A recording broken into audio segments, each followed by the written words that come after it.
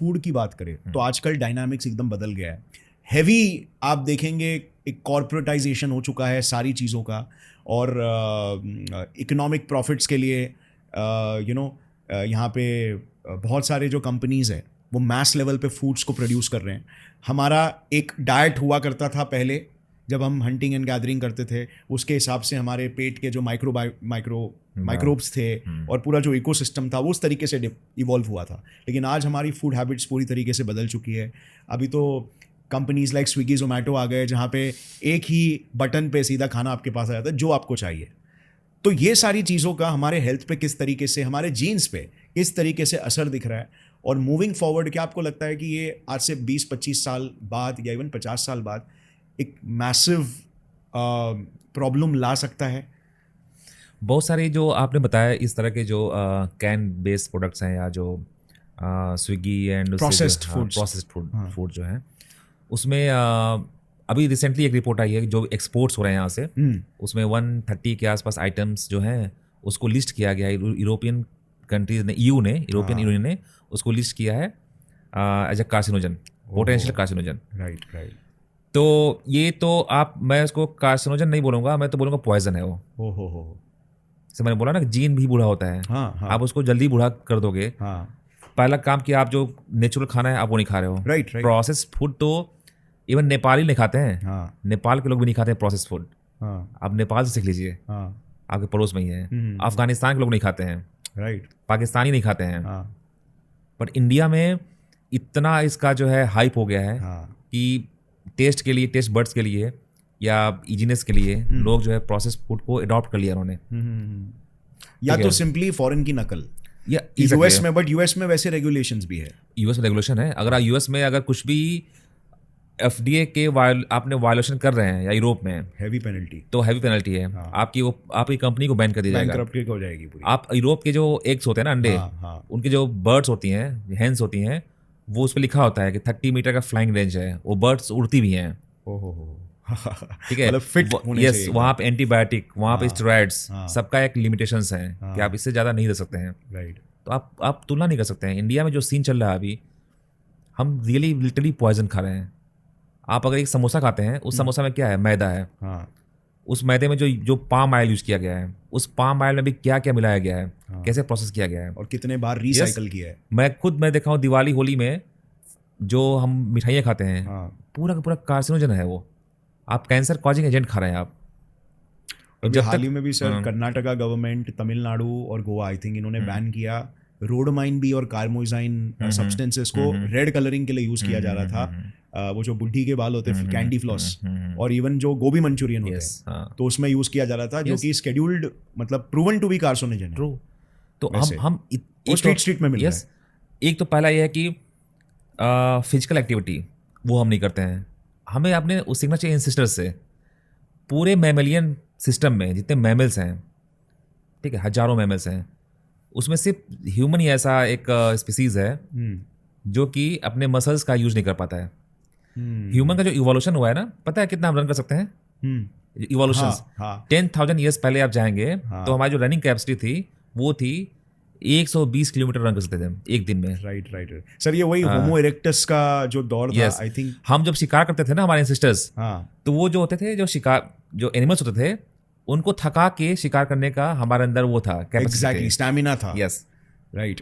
आप सोचिए कि अगर 100 लोगों को बुलाया जाए, 30 से 40 के एज के बीच के लोगों को, उनसे बोला जाए कि आप 2 किलोमीटर दौड़िए with average speed of 10 kilometre per hour, कौन दौड़ पाएगा? हमें कुछ सीखना नहीं है लोगों से, हमें आप सीखिए एंसेस्टर्स से। हमारे 100 साल पहले के जो लोग थे और जो 3000 साल पहले के लोग थे, कोई डिफरेंस नहीं है इंडिया में। राइट। जो हमारा डाइट था ना 100 साल पहले, एग्जैक्टली वही था जो 3000 साल पहले था। हमने देखा उसको। C4 प्लांट्स, मिलेट्स मोस्टली, सावा, कोदा, मिलेट्स होते हैं ना, बार्ले, वो आप खाइए। हम वैसे खाने को खाकर इवॉल्व हुए हैं वो लास्ट 5000 ईयर्स टू प्रेजेंट। हमने पूरा का पूरा स्विच ओवर कर दिया। एक बार किया स्विच ओवर, कब किया? 5000 साल पहले चेंज किया, राइट। दूसरा चेंज कब किया? 30 साल पहले, 40 साल पहले। कॉर्पोरेट जो ये, और हमारा जो होता है फिजिकल जो एक्सरसाइजेज हैं, मसल, हमारे जो मसल्स हैं, हमारे पेट में जो हमारी मिजेंट्रीज हैं, हाँ जो कि आर्गन्स को एक दूसरे से पकड़ी हुई हैं, वो उस मिजेंट्रीज जो मसल्स होती हैं उसका एक्सरसाइज जो है कभी हो ही नहीं पाता है। जो लोग बैठ के काम करते हैं, हाँ दौड़ते भागते नहीं हैं, हाँ उन मसल्स में कभी एक्सरसाइज वो फील करती ही नहीं है वो। Right right sir. इवन अभी जैसे आज का जो टाइम हो गया है, पूरा सीडेंट्री वर्क हो गया है। Yes. कॉर्पोरेट कल्चर आने के बाद एवरी 9 to 5 वाला जो हिसाब हो गया है। लेकिन इवन बहुत छोटी छोटी चीज़ें, जैसे हमारे ऑर्गन्स के बीच का भी जो कम्युनिकेशन है वो बहुत ही ज़्यादा डिपेंडेंट है हमारी फिजिकल एक्टिविटी में। Yes. तो फॉर एग्जाम्पल रनिंग का लिंक पाया गया है कि वो आपकी मेमोरी को स्ट्रॉन्ग करता Yes. है। तो आपके बोन्स से जब उन पे प्रेशर आता है जब आप भागते हो, बिकॉज ये उसी तरीके से हम 120 किलोमीटर जो एक रेंज में भागते थे उतना टाइम, तो आपके जब बोन्स पे जब प्रेशर आता है बेसिकली, तो कुछ मैकेनिज्म्स ट्रिगर होते हैं। एंड में ऑस्टियोकैल्सिन करके एक वो है, वो आपके दिमाग में जाता है एग्जैक्टली हार्मोन, और फिर वो आपके ब्रेन को मतलब ब्रेन में मेमोरी को स्ट्रॉन्ग करता है। वो कनेक्शंस, न्यूरॉन्स के कनेक्शंस को स्ट्रॉन्ग करता है। तो मतलब हमारा बॉडी बना ही इस तरीके से है कि उस टाइम पे जो हम काम करते थे, उस टाइम पे जैसे हम जीते थे, वो उस हालातों में ऑप्टिमम परफॉर्म करता था। और आज पूरी वर्ल्ड चेंज हो चुकी है, हमारा डाइट, हमारा लाइफस्टाइल। सो आई थिंक ये काफ़ी कंसर्निंग है, बहुत कम लोग रियलाइज करते हैं।